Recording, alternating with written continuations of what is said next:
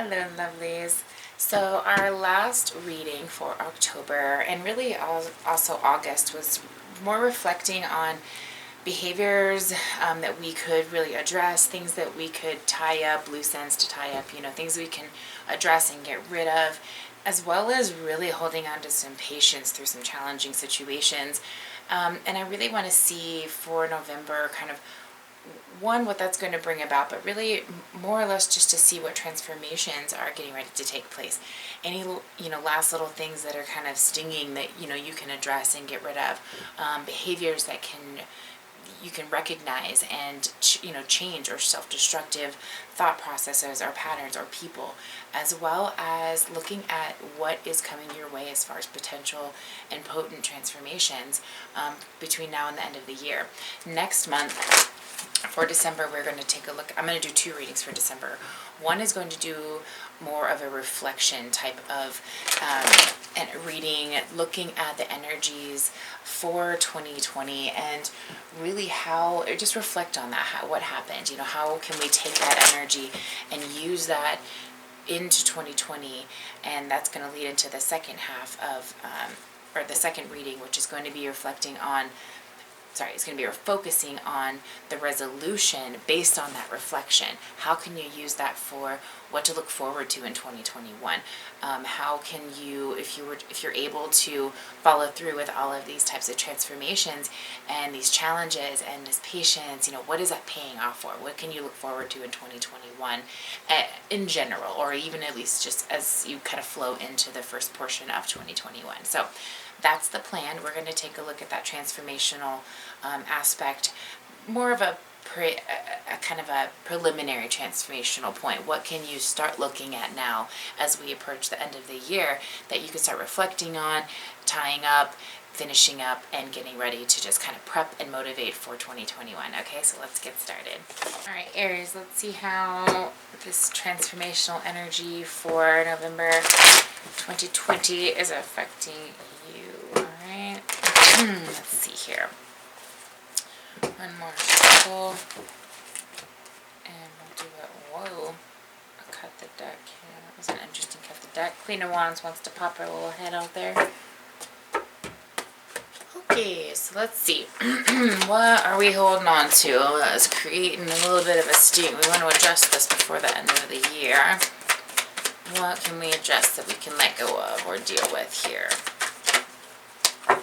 That's a lot of cards. Let's see. We'll go with this one. King of Wands. Tough demeanor overall. Just feeling kind of that bite, that control, maybe even that pressure. Yeah, it's definitely pressure. So this is having to be, the person that just kind of holds the weight of everybody no matter what's going on. You're the one who's just always positive, always setting the milestones, always holding on to this weight. And it's something that is something you need to let go of. That you need to have a shift. You don't want to go into 2021 having that same feeling. And so I feel like this is really kind of, before we hit the end of the year, what needs to be addressed is there's some type of scenario, person, situation, behavior, whatever it is that you're holding on to. Let's see if I can get a kind of an idea, because I don't want to look too much since it could be so different. But for a lot of you, it's some type of a connection with something. Again, it could be relationship, it could be drinking, it could be eating, it could be shopping, it could be spending, it could be, what I'm saying, it could be different for different people. It could be holding the backs of people who, or teams or departments or families or friendships or self, and that has led, I feel like, to, or if it has led to any kind of negative behavior or self-destructive behavior, it's going to look like this, which is the Four of Pentacles. Yeah, the Four of Pentacles, and the Four of Swords in reverse. So it's having to constantly test your needing to set boundaries and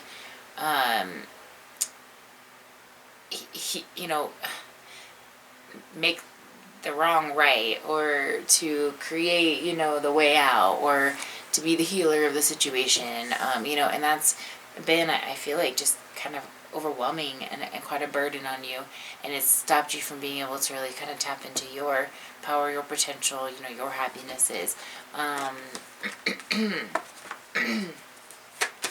Let's see what can be recognized and what can really stop, and that's declining yourself of what you need, and the lack of inspiration, that certain things that when you bring them into your life or you do them, they bring in, and they're very healthy for you, they're very good for you, but you've been blocking those out.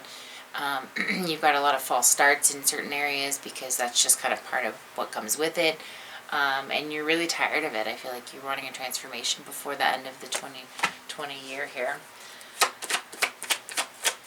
So I think the self-destructive behavior is really the lack of giving yourself what you need. You've been denying yourself what brings you happiness and what brings you inspiration and pleasure. What aspects are going through a pretty important transformation here? The Lovers and the Nine of Swords. So we've got either the connection with somebody or with someone that has been creating a lot of anxiety to either sever or to even pursue, possibly. Maybe this has just been a short-term relationship that's ready to end. There's something about the connection that's been giving you anxiety, trying to deal with, or that you've maybe been avoiding that you need to deal with. Something along those lines, if you will, because it's a lot to do with anxiety and fear, or if it's something that's shaming you or putting you in a position where you're shaming yourself or denying yourself in those areas, but you're giving and giving and giving to somebody else. That's something that needs to shift. For some of you, I feel like this is actually, for a group of you, this is a totally different message, and it's about you being connected to somebody, and you've been putting a lot of pressure on yourself not to pursue it, even though it's something that will make you happy and that will inspire you, yet you've almost been fighting the grain.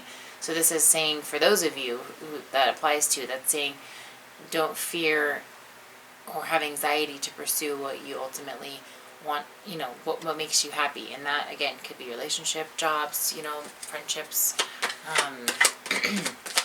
a number of all kinds of things. I mean, it could be anything.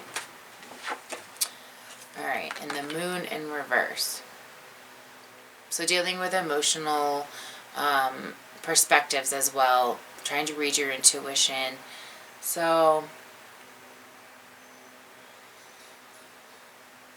these are all transformational things that are getting ready to take place. I feel like you've got a lot of signs and synchronicities as well, trying to give you messages and helping you to read your intuition. And these are just confirmations that what's been happening is real and that you should listen to them, is what that is, okay?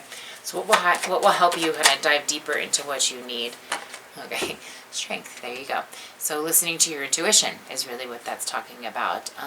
Reading those signs, listening to your intuition, going with your gut, if you will, and being able to use that divine, higher self to make your decisions, and to, even if it's tough, that human self definitely has that fear, but it's rising above that fear and just going with what you know is the best for you. And that, I think that will definitely be a good perspective and a good approach to how, what can help you recognize what you don't want in your life. And that's denying overall what you need or what you want, or going with bad influences or bad investments, and that you want to avoid those. You want to just go with the higher route, the higher level of satisfaction here, the highest vibratory path that you can possibly take. That's the route you want to go with. Now, what will bring in more of what you desire ultimately? What can you do here? So we've got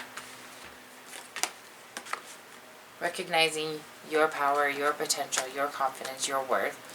Again, your worth and your investments, and having patience as opposed to being impulsive, and letting that take you down the right path as opposed to just being quick and or going with the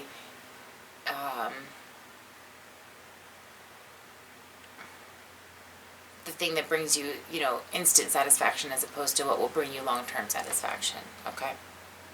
I hope that answers some of those questions or gives you at least some insight as to what to expect for November. Okay. I'm really looking forward to seeing how December is manifesting for everybody, especially based on what's happening in November with all these transformations. So if you have questions about your personal situation, feel free to reach out. All that information's down below. My rates are still 50% off, so feel free to reach out. Otherwise, have a great month. Much love to you guys.